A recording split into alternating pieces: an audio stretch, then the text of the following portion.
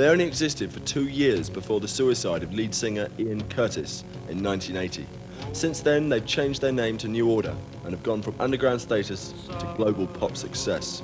But throughout their career, they've been haunted by the myth that surrounds their early Joy Division days.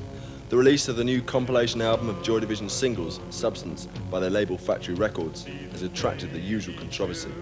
The video to the current re-release of their 1980 single Atmosphere has been accused of exaggerating the myth that already surrounds the group, and Factory have been accused of cashing in on the revered singer's death. Don't walk away. When I hear Atmosphere now or any other Joy Division music, it's like some weird ache from the past when our achievement in life, individuals' achievement, young people's achievement, was more orientated towards a more abstract ideal, a far more pure ideal of how to achieve some kind of perfection in life. But there was a time with punk, especially the way that some people interpreted that particular ideal, where we really did consider that the latter part of the 20th century and the early part of the next century was going to be more orientated towards an imaginative notion as opposed to a late capitalist notion of achievement, which is what kind of, high-tech equipment you own. In one sense, the success of Joy Division now is going to be done as a yuppie accessory. Between Coltrane, Joni Mitchell and, the Christians. But I think that's, in a sense, what Wilson wants.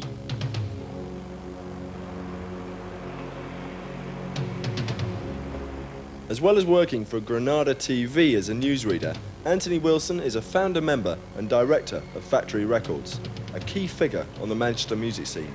For a decade now, his non-compromising music business tactics have rubbed the London majors up the wrong way by ensuring that Factory remains independent and in Manchester. It's quite exciting. I mean, these days it's all like drug dealers and musicians living in there. The council, thankfully, don't put families in anymore. And this is the Caribbean Club. It used to be the Factory It's Club. always been the Russell Club, really. It's always been the Russell Club, and this was the Factory. Before there was like a Factory Records, we ran a club here called the Factory in 1978. It was the punk scene, and people, as we do now for the sake of this interview, used to sit on the steps out here in the sunshine. It's quite nice with the sunshine. What went on here when you ran the club? At least it was 78, 79, so it was like real heart of post-punk, of coming out of punk. For Manchester, we had punk really happening here in a way that, because of its smaller environment and because of this, it had an intensity that it never had in London. You had that in Manchester. It produced Joy Division, the greatest group of their era, Buzzcocks, the greatest punk group, Joy Division, the most important post-punk group, in fact, the most important group since the Sex Pistols to today. But you had Martin Hannett, the great producer of his era. You had Peter Saville, the great designer of his era. You had all these, all these things that were there, and we had a great journalist. We had Morley, a great journalist. You had Cummins, a great photographer. So we had top-class stuff in this city. The images come out of the design. They're vaguer, but words like grey, industrial, depressing. How does that fit? It's like another of the myths, doom laden. That's fine. I love all the myths, It doesn't worry me at all. I mean, there's nothing gloomy. Hume.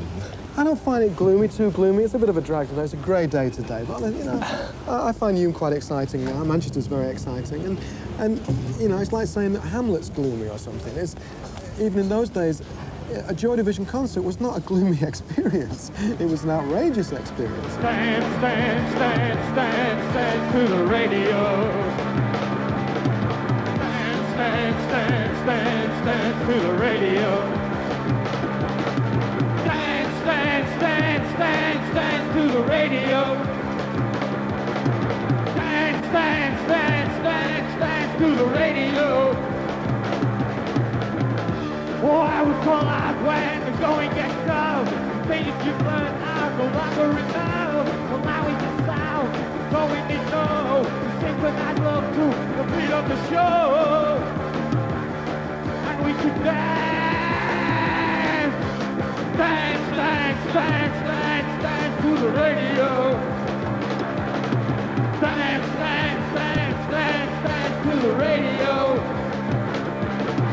Dance to the radio.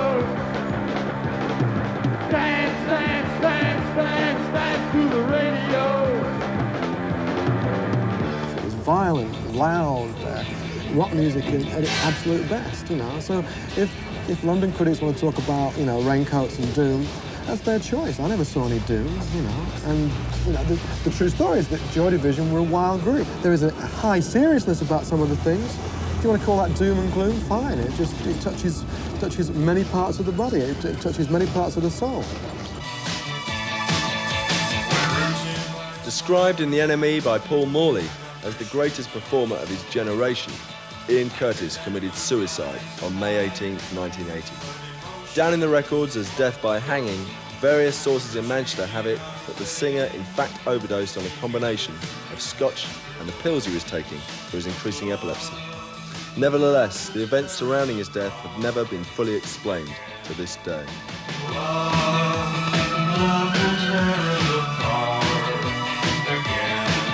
What were you doing when you heard that he committed suicide? I was having my Sunday lunch, actually. What were your first thoughts once you got over the shot? I thought that I'm not going to get to America.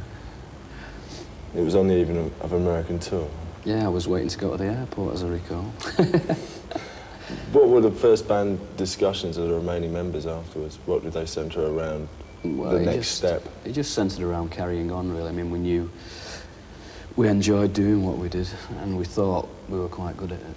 And we were sort of getting the acclaim as a band that people said, yeah, you're pretty good musicians. We like buying your music, listening to your music. So we just wanted to carry on. It was quite simple.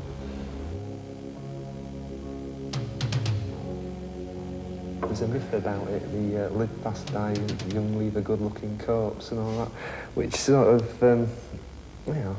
There's not many groups do it. There's not many groups do it, no. We thought it was a good gimmick, actually. I'm very surprised he went along with it. No, it's just something that happens. I mean, the Doors and Hendrix and all these classic examples. In a way, it puts an end to something so that people in the future can look back at it and say it started here and finished here. It's sort of like very neat and tidy. I think the suicide thing, you know, it was nothing to do with the group, really, was it? No. I mean, that was But the unfortunately, other world of his personal life, Ian's Yeah. personal life. That, you know, that happened.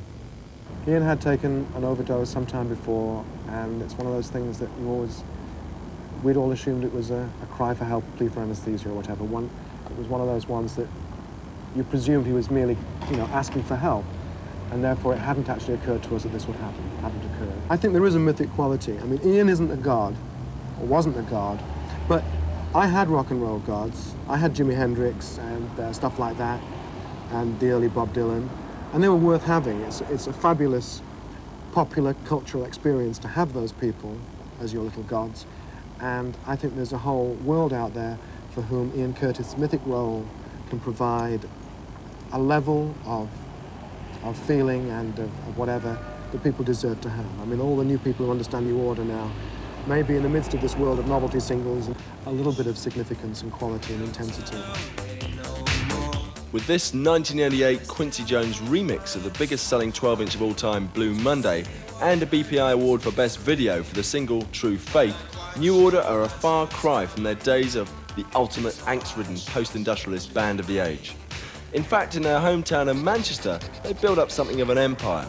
With this recent acquisition, a 5-storey property which will open as a private members club called Dry later this year, and this place, the Hacienda, possibly the most futuristic-looking club in Europe, New Order and Factory have come a long way since their staunchly independent days, when they supposedly turned down a $1 million American bid for Joy Division. Is that true? Well, I think it's funny from Martin rather than strident independence. Did you hear of this $1 million? I heard it after the event, yeah. I would have took $1 million, yeah. I don't think anybody approached the band with the offer. Only got as far as Martin Hannett. 6 miles out of central Manchester, this is Strawberry Studios, where Martin Hannett produced the bulk of Joy Division's music in the late 70s.